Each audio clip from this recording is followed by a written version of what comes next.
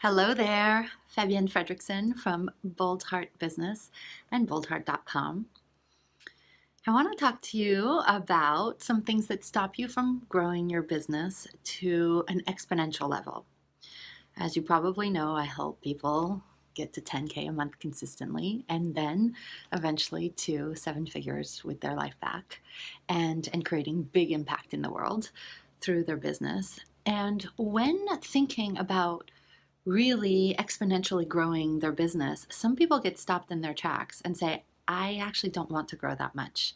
There's several reasons for that. And one of them is that they think that they are the sole person responsible for growing the business. That is not the case.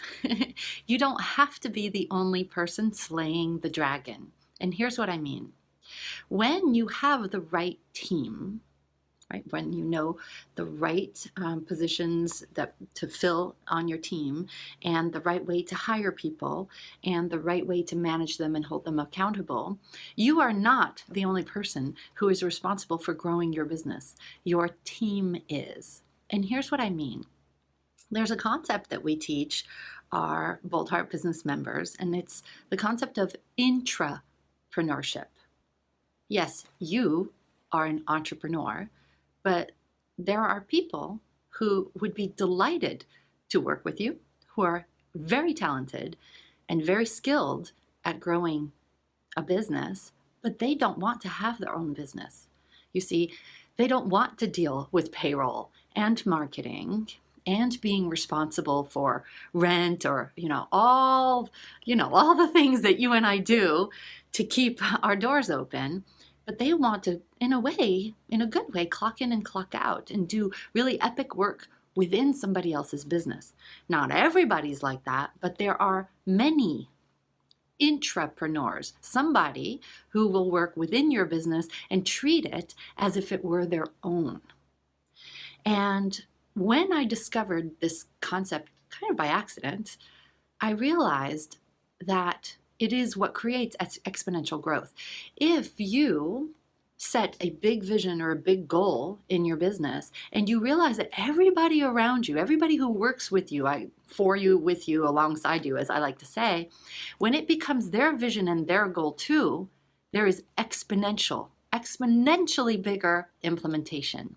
I'll give you an example of this. The first time that I did this was back in 2007, when I committed back then to take my business, to seven figures. First time ever. And I made the commitment. This is what I'm going to do in 2008.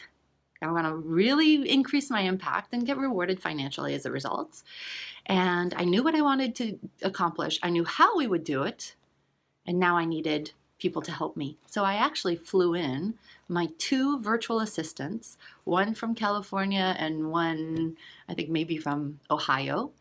And my husband, Derek, took 2 full days off of work. He was still working on Wall Street at the time.